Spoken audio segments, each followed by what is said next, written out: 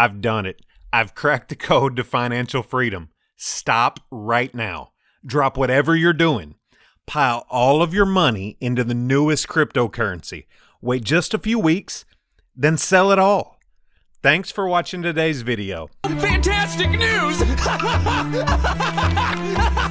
I don't know if it's just me, but when I listen to myself saying that, I'm pretty sure that I sound utterly ridiculous. But that's exactly what I see people doing over and over again during the last few months and throughout this year. Don't misunderstand.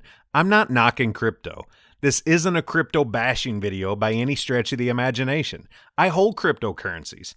I'm just saying it's not the holy grail of financial freedom for 99.9% of us.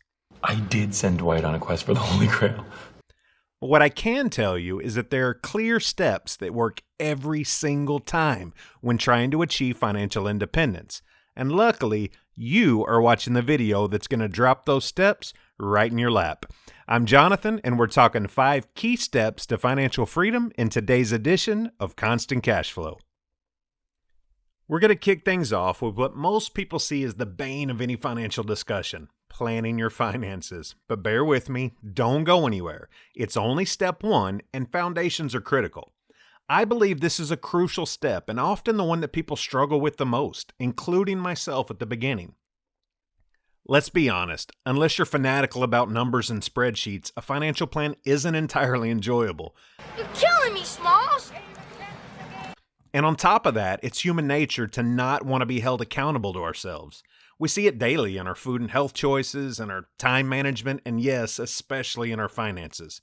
But just like a person wanting to lose weight might track their workouts or count calories, and a person who's insanely busy has a calendar to manage their meetings and events, someone serious about becoming financially free or retiring early can slash their timeline significantly by taking control of their money.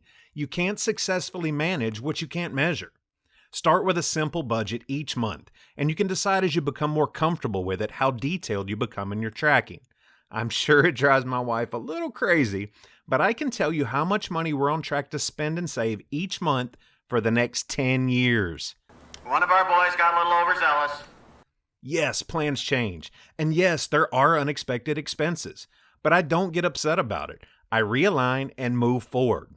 Knowing the end goal and having a clear path to get there gives our family a sense of security that we just didn't have before. Those pesky expenses that we never seem to account for bring us to point number 2. You need to have some cash somewhere that's easily accessible in case of an emergency to start out.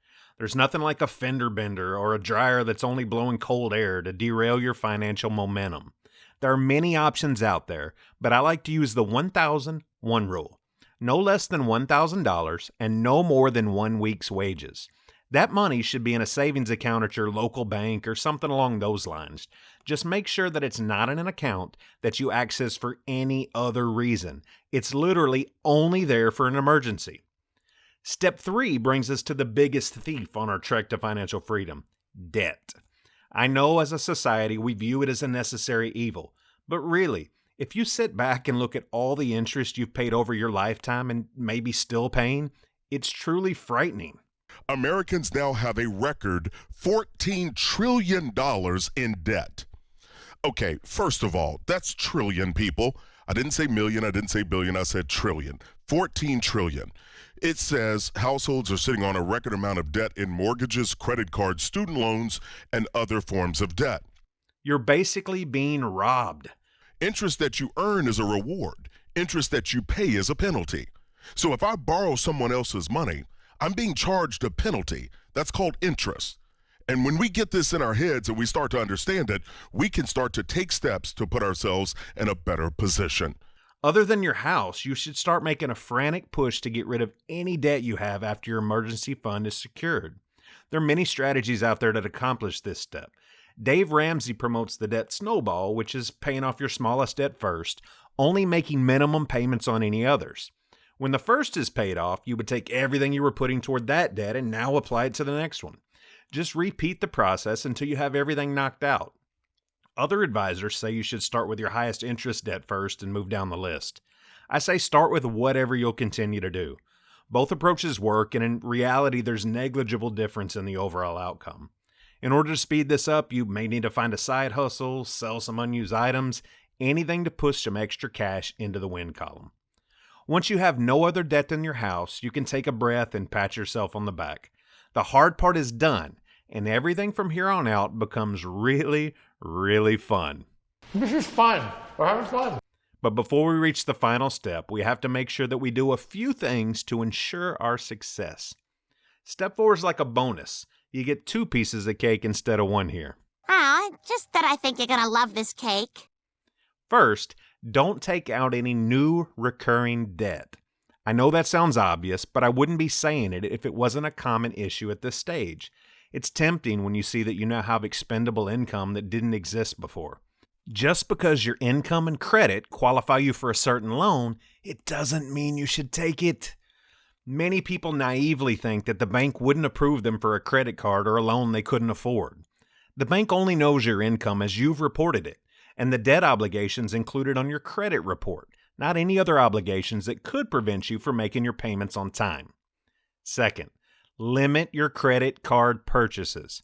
I do use my card for purchases that get me rewards that I use toward vacations and travel, but I pay it off every single week.